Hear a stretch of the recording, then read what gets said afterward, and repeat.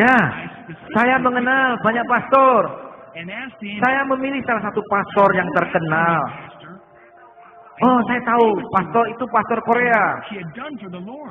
Saya tahu seberapa terkenalnya dia dan pekerjaan-pekerjaan yang sudah ia lakukan bagi Tuhan. Tapi mengapa dia di tempat seperti ini? Saya tidak mengerti.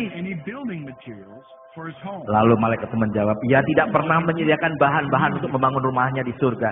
Inilah mengapa ia tinggal di tempat seperti ini. Karena penasaran saya bertanya, bagaimana ini bisa terjadi? Mengapa ia tidak mempunyai bahan-bahan bangunan?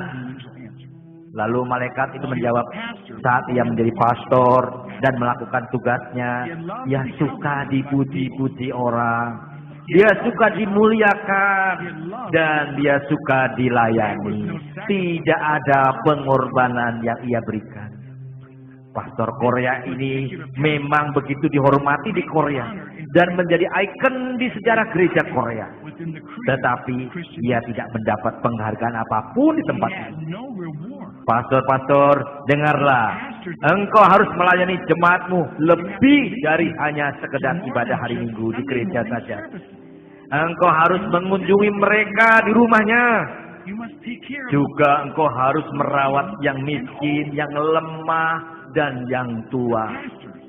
Pastor-pastor yang melayani tanpa pengorbanan dan suka dihormati tidak mendapat penghargaan apa-apa di surga. Setelah saya melihat semuanya itu dan kembali hidup di dunia, saya melepaskan semua milik saya, termasuk 5 mobil mewah saya. Hidup ini hanya sekali. Di Alkitab, kehidupan rata-rata sekitar 70 sampai 80 tahun lamanya. Tetapi hanya Tuhan yang tahu kapan seorang akan meninggal. Siapapun bisa mati sebelum umur 70 atau 80 tahun. Dan saya memutuskan untuk memberikan semuanya. Apapun juga. Orang-orang yang saya lihat yang menerima keselamatan dengan malu tadi. Ada pastor, pelayan Tuhan, dan ada yang lainnya. Ada begitu banyak pelayan Tuhan yang tinggal di rumah sederhana seperti kandang ayam itu. Tetapi tentu saja jauh lebih baik daripada neraka. Walaupun begitu, mengapa juga orang mau masuk ke surga dalam keadaan seperti itu? Saya tidak akan pernah mau berakhir seperti itu di tempat ini. Bahkan bajunya saja pun begitu sederhana. Jadi apa yang bisa orang Kristen lakukan agar mempunyai rumah yang indah di surga?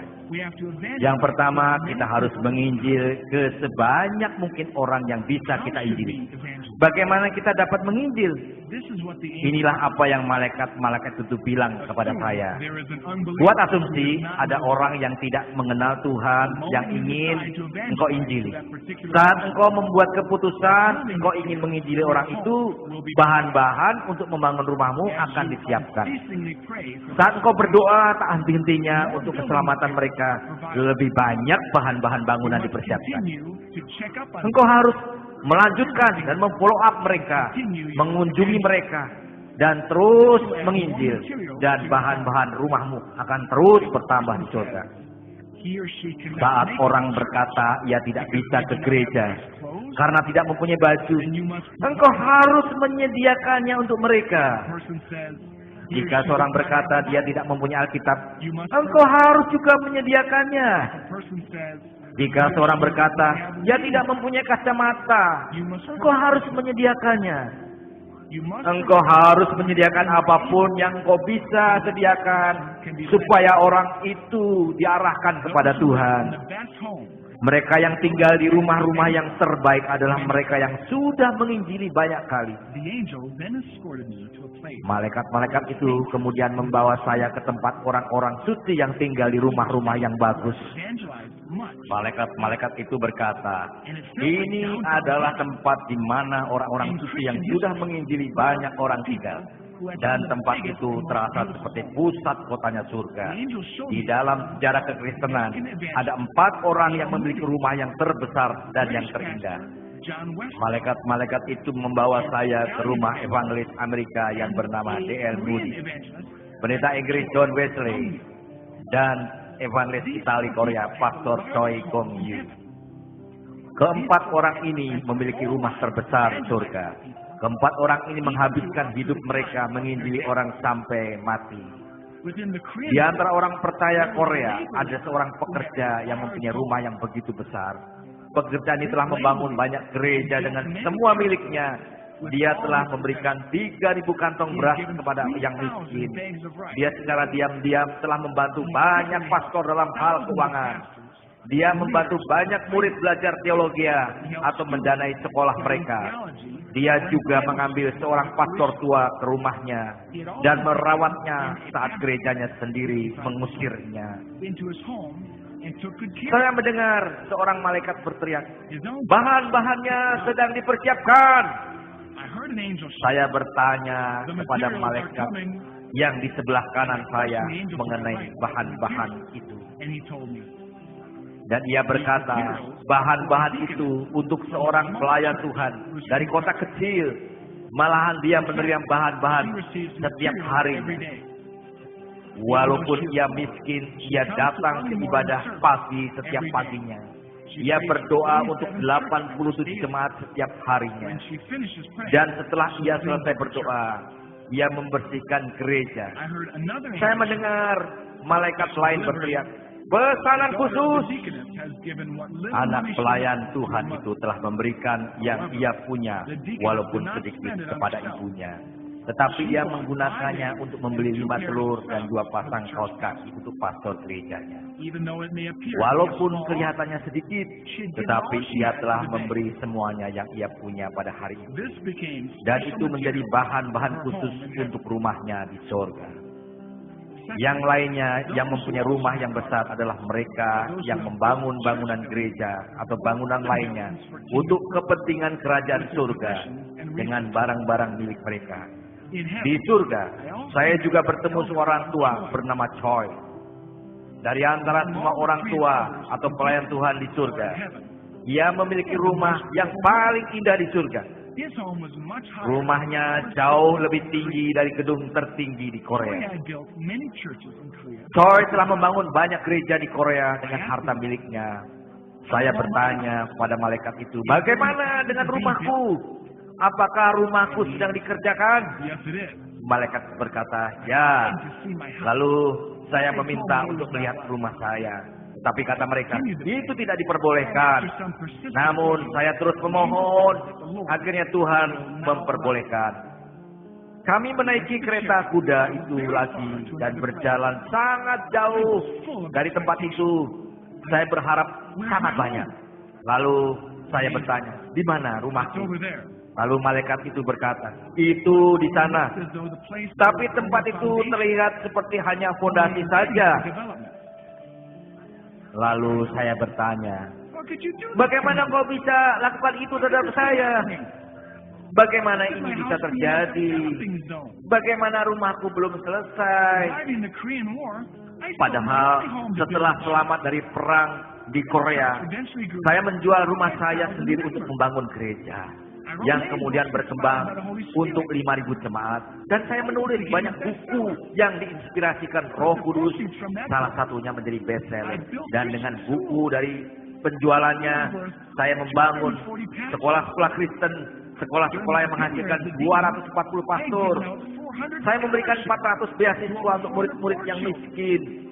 Saya membangun rumah untuk janda-janda. Semuanya ini mengeluarkan banyak dana. Jadi bagaimana bisa terjadi? Mengapa rumah ini belum selesai? Saya sangat kecewa. Malaikat itu menjawab saya, "Engkau tidak layak untuk tinggal di rumah yang indah di surga. Karena engkau telah ditinggikan orang banyak sekali. Setiap kali engkau melakukan hal yang baik, engkau dipuji orang, engkau bahkan dihormati oleh berita-berita setempat. Maka dari itu pekerjaanmu adalah sia-sia." Saya melihat rumah saya dan letaknya ada di sekitar 3 rumah lainnya. Hanya ada 3 lantai. Rumah itu memiliki banyak ruangan kecil di 2 lantai pertama. Saya bertanya kepada malaikat-malaikat itu, "Mengapa saya memiliki banyak ruangan-ruangan kecil?" Malaikat-malaikat itu menjawab bahwa ruangan-ruangan ini adalah untuk anak-anak saya. Padahal Saya hanya memiliki 4 anak. No, they are not for your earthly Malaikat itu menjawab, children, for the ones who have bukan. advanced and are saved. Mereka bukan untuk anak-anak duniamu, Where is my tetapi master been? untuk orang-orang yang engkau injili dan sudah diselamatkan. That bothered me. Oh, My room was lalu not finished. di mana ruang tidur saya? In an angry tone, I said, Malaikat itu berkata bahwa ruang tidur saya ada di atap. why is it so Dan itu difficult? mengusik saya. Ruangan saya bahkan belum selesai. Dengan nada marah saya berkata, ini sangat kecil. Mengapa hal seperti ini susah untuk diselesaikan? We do not know if any more materials Malaikat will itu be menjawab, provided. engkau bahkan belum mati. Kami tidak dapat menyelesaikan rumahmu. Karena kami tidak tahu apakah akan ada lebih banyak lagi bahan-bahan yang akan datang. Apakah engkau mengerti? The first certificate Lalu described saya when melihat I 2 was 18 sertifikat years old, tergantung di living dinding in a kamar house. saya. Lalu saya membacanya. Sertifikat pertama menjelaskan bahwa saat saya berumur 18 tahun, saat saya tinggal di panti asuhan. Pada perjalanan pulang dari gereja, saya melihat seorang tua kedinginan di pinggir jalan. Saya melepaskan jaket saya dan memberikannya, dan itu membuahkan penghargaan di surga. Described the same Sertifikat yang kedua menjelaskan insiden yang sama, namun kali ini untuk membelikan roti dengan uang sedikit yang saya punya untuk orang tua itu. Jumlahnya bukanlah masalah, tetapi tindakan itu disertai dengan ketulusan hati. Kami lalu meninggalkan tempat itu. during the ride. One of the Dalam perjalanan, malaikat itu bertanya, apakah kamu sedih? you have a beautiful home. Aku akan memberitahu kamu bagaimana caranya membangun rumah yang indah. You must Tuhan always berkata tell the people, bahwa saat kamu kembali ke bumi, kamu harus memberitahu orang-orang tentang surga dan neraka seperti yang telah engkau saksikan. Kedua, Tuhan ingin engkau membangun sebuah tempat untuk pengumpulan evangelis-evangelis wanita yang sudah tua, juga pastor-pastor yang tidak mempunyai tempat tinggal. Jika engkau benar-benar melakukan hal ini, engkau akan mempunyai rumah yang indah di surga. Engkau tahu bahwa kita semua akan mati suatu we hari. don't know when that will be. Tetapi kita tidak tahu kapan. Being prepared. Maka berusahalah kita siap-siap. When we Bersiap-siaplah untuk masuk surga. Kapan kita pergi bukanlah masalahnya. Mari kita memaafkan satu sama lain sesering mungkin jika diperlukan. Teruslah bertobat. Lakukanlah itu sepanjang hari jika memang diperlukan. Saudara-saudaraku, saya dulu tidak mendengarkan kesaksian-kesaksian seperti ini. Saya adalah pendeta yang kolot, yang kolokan, yang tidak percaya hal-hal seperti itu. Tetapi sekarang saya harus menyaksikan dan memberitahu semuanya apa yang telah saya lihat. Maka janganlah ragu-ragu untuk hidup suci. Mari kita hindari penyiksaan kekal abadi itu. Marilah, biarlah kita diselamatkan. Janganlah hidup menurut daging, tetapi hidup menurut roh. Dan marilah kita berdoa bagi mereka yang belum percaya kepada Tuhan Yesus, menginjil dan menghasilkan buah-buah roh. Mari berdoa pagi-pagi sekali dan menguduskan hari Minggu. Mari memberikan persepuluhan, mengumpulkan penghargaan di surga dan bukan di bumi. Saya memberkati engkau di dalam nama Tuhan Yesus. Sekian.